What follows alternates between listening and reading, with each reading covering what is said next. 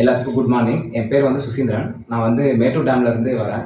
இப்போ வந்து நான் காலேஜ் முடிச்சுட்டு ஆந்திராவில் ஒரு இடத்துல வேலை பார்த்துட்ருக்கேன். இப்போ வந்து பார்த்தீங்கன்னா, என்னோடய அப்பா வந்து இந்த லாரி ஃபீல்டில் தான் இருக்கார். அதனால் எனக்கு இந்த லாரி ஃபீல்டில் போனதுனால, அவர் கூட இருந்ததுனால எனக்கு இந்த பிரேக் இன்ஸ்பெக்டர் இன்ஸ்பயர் ஆகி, அது மூலியமாக நான் அந்த பிரேக் இன்ஸ்பெக்டர் படிக்கணும்னு நான் எய்ம் பண்ணேன்.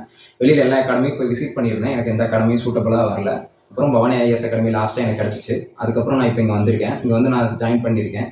இப்போ வந்து பார்த்தீங்கன்னா, நமக்கு வந்து பார்த்தீங்கன்னா, இப்போ இவங்க வந்து நான் ஃபஸ்ட்டு இங்கே வரக்குள்ள வந்து எனக்கு ஆர்டிஓ ஆகணுன்றது மட்டும் தான் என்னோட எய்மாக இருந்த ஒழிய, அதுக்கு எப்படி ப்ரிப்பேர் பண்ணணும், அதுக்கு எப்படி என்னென்னலாம் சிலபஸ் இருக்குது, அதுக்கு என்னென்னலாம் படிக்கணும், எது படிக்கக்கூடாது, எது இம்பார்ட்டன்ட் இல்லை, எதுவும் எனக்கு தெரியாது.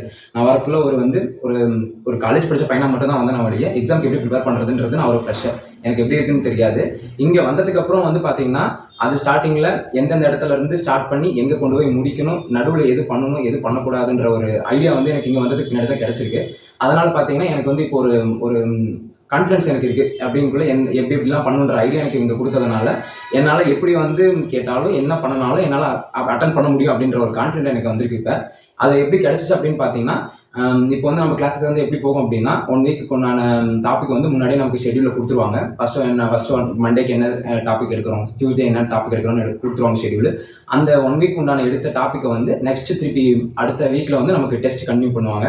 அப்படி இருக்கக்குள்ள நமக்கு வந்து ஃபஸ்ட்டு வீக் எடுக்கக்கூடிய எல்லா டாப்பிக்கும் அடுத்த வீக்கில் வந்து நம்ம டெஸ்ட் எழுதுறதுனால, அந்த வீக் உண்டான படித்தது எல்லாமே வந்து நம்மளால் ஞாபகம் வச்சுக்க முடியும். நமக்கு வந்து கிளியராக ஐடியா கிடச்சிடும். அது இல்லாமல் ஸ்டாஃபுங்க வந்து அந்த லெசன் எடுக்கக்குள்ளேயே இந்த கொஸ்டின்லாம் வந்து இதுலேருந்து இம்பார்ட்டன்ட் வரும், இதெல்லாம் வந்து இப்படிலாம் ட்விஸ்ட் பண்ணி கேட்பாங்க அப்படின்ற ஐடியாவும் கொடுத்துருவாங்க. அது இல்லாமல் டெஸ்ட் பேப்பரும் கொஸ்டின் பேப்பரும் நமக்கு பார்த்தீங்கன்னா, எப்படிலாம் டஃப்பாக வரும் அப்படின்ற கொஸ்டினும் நமக்கு ஒரு மாடல்ஸ் வந்து எல்லாமே எப்படிலாம் கேட்கலான்ற மாடலும் நமக்கு கொடுத்துருவாங்க. அப்படிங்கக்குள்ள அவங்க இப்போ கவர்மெண்ட்லேருந்து கேட்கக்கூடிய கொஸ்டின் வந்து பார்த்தீங்கன்னா, ஒரு 80-90% வந்து நம்மளால் அவங்களே ஒரு கெஸ்ஸிங்லேயே வந்து நமக்கு எல்லாமே நமக்கு கிடைச்சிடும். டஃப் வந்து எந்த அளவுக்கு இருக்குன்ற மேக்ஸிமம் கொஸ்டின் நமக்கு கிடைச்சிடும். அப்படிங்கிறதுனால நமக்கு எந்த பிரச்சனையும் இல்லாமல் நம்மளால் அட்டன் பண்ண முடியும்.